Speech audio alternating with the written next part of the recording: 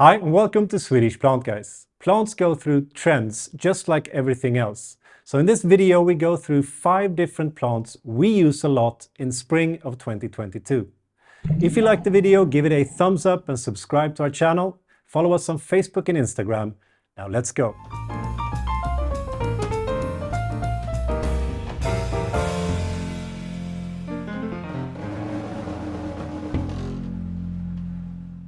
So the first plant is the Zamioculcas zamiifolia Zenzi, or Zenzi perhaps. Zenzi? I'm not quite sure. But this is a really nice tropical plant. Now the ZZ plant is known all over the world for an easy to care for, very nice indoor plant. And this variety of the ZZ plant we think is actually even better. Now there are a couple of reasons for that, because this actually have a more compact look to it. It doesn't grow very long, it doesn't grow very wide. As you can see here, it has a little bit more of it has thicker stems, and if you look in between the leaves here, the internodes are smaller, so it's much more compact. I'll show you here what I mean. This is the regular ZZ plant. Now, can you even see me here? Well, as you can see, as the ZZ plant grows, it actually becomes extremely wide, large and big. Now, if you want that, that's fine. But if you want to have an alternative that doesn't grow that wide, doesn't grow that big, the Zenzi is the perfect plant for you. Now, like the normal ZZ plant, this is a plant that can be placed almost anywhere in your house. It can be placed very dark and it will survive. What it actually wants is a lot of indirect sunlight, but it can also withstand quite a lot of sunlight. It can actually handle that. What happens though is that some of this nice dark green color will be a little bit lighter. So it becomes a little bit light green, almost like the new leaf here. But it can withstand quite a lot of sun. So this can be placed almost anywhere in your house. And another positive thing is that it grows quite slowly. I think that's a positive thing, because usually you have a placement for your plant, and if it grows quite quickly, that means that you will have to move it to somewhere else where you can get more room. But that's usually a problem, so it's good if a plant grows quite slowly. Now, if you want to know more about the ZZ plant, we have a video where we go in depth exactly on how to take care of it, where to place it. Just go and watch that video.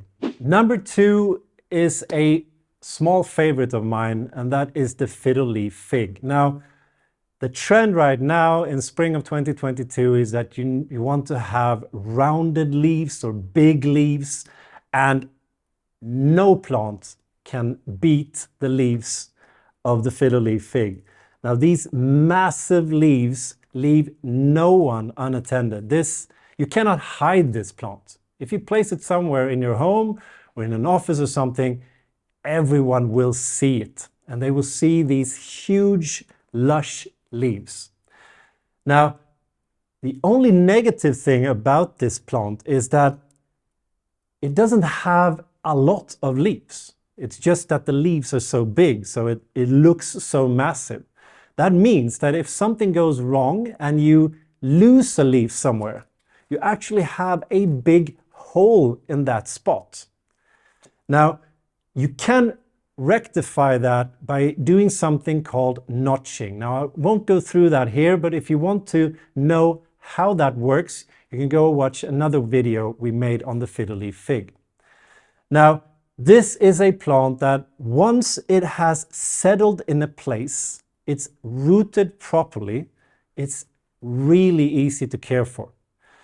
Which means that the biggest problems usually come in the beginning, when you've got this to your house. So be sure to follow all the instructions we have in our video, and you will probably be successful with this easy to care for plant. Now the third plant I want to show you is the Alocasia zebrina, also known as the zebra plant. Now I think this is one of the most popular plants right now, and it looks like this. Now this is extremely nice. It gets its name, of course, because of these zebra-like stripes or patterns on the stems, but then it also have these extremely large, almost heart-shaped leaves. And the overall shape and form of this plant is really 2022. So we use this a lot. Now, if you buy this plant, know that it's not the easiest plant to care for, but it's not the hardest either. Our recommendation is to place this somewhere where it gets a lot of indirect sunlight, because if direct sunlight hits the leaves of this plant, it will get stressed because it needs to transport a lot of water out to these huge leaves. So have it in a lot of indirect sunlight. That's the perfect spot for it.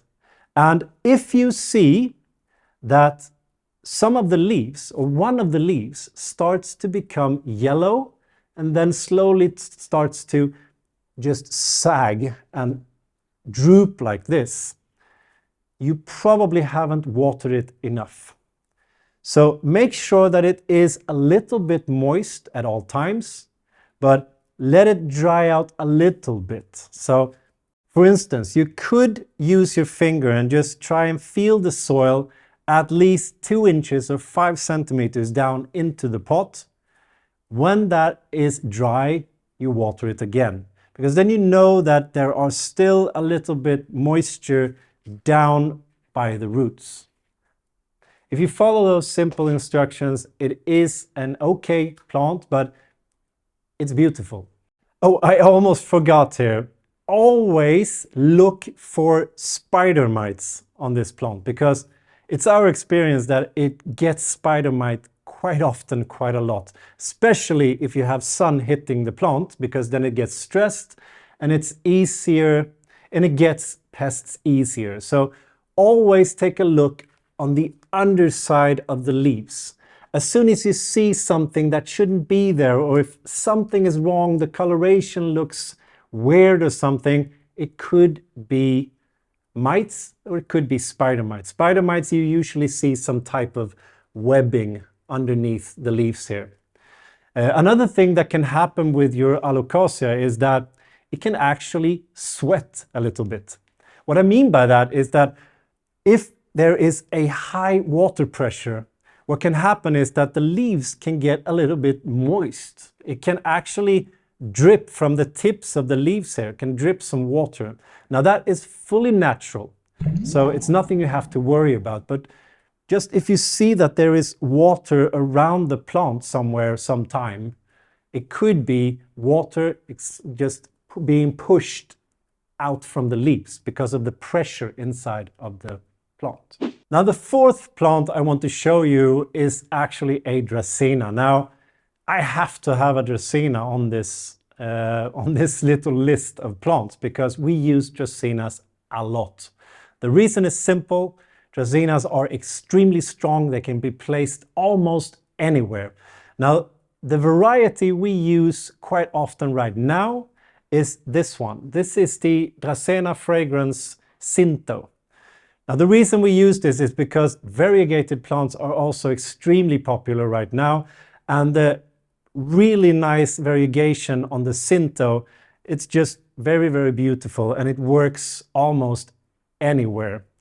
And we have a video, an in-depth video on a Dracaena if you want to know exactly how to care for these plants, what to do to make them thrive. You can go and watch that video. Now the last plant I want to show you is the Aglaonema Silver Bay, which I have here. This is also a personal favorite of mine because of the nice variegation on the leaves, the very large leaves on this. If you know the Aglaonema, you have a ton of different varieties, but this is actually my favorite because this gets to be really big. Now, if you want a not so tall, but very wide, massive plant, this is it. And this very, very nice variegation, it stays like this as well. This is a variegation that doesn't change. So all the new leaves, all the older leaves will have this variegation. It will not alter. It's very easy to care for, and you can place it almost anywhere. Avoid direct sunlight, because what happens when direct sunlight hits this, it gets burnt. It cannot transport enough water, so some of the parts of the leaves will start to turn brown. And you will get pests on this if sunlight hits it. But otherwise, you can place it anywhere. It can withstand darker placements. It can withstand a lot of indirect sunlight. It will actually thrive there. And it will grow and grow and grow. But it will grow like this and become massive. So what you also need to consider is perhaps repotting it regularly. By regularly, I mean maybe once every 2 years, 1 to 2 years, depending on how much it grows. If you have it in an indirect spot, indirect sunlight spot, it will grow quite fast. And then perhaps once a year you need to repot it. But if it's standing a little bit darker, maybe once every 2 years. But if you do that, it will be massive. Now, if we want to talk water, this is also very easy because all you need to do is water it when you can feel that the soil on top here starts to go dry. If you can feel that the soil on top is dry, you can water it again. That's quite simple. However, if it goes too long without getting any water, it will show you immediately. Because what will happen is that one of the oldest leaves, the smaller leaves down here, will start to turn yellow and then brown. So if you see that it starts to turn yellow and then brown, know that, okay, I might have to increase the frequency of how often I water. Do not give it more water, just increase the frequency instead. Now, if you like this video, please give it a thumbs up. That really helps our channel a lot. If you haven't subscribed to our channel yet, please do. Hit the bell as well so you get a notification every time we put up something new. You can follow us on Facebook and Instagram, where you can get sneak previews on upcoming videos and sometimes a little bit more. Now, until next time, hej då!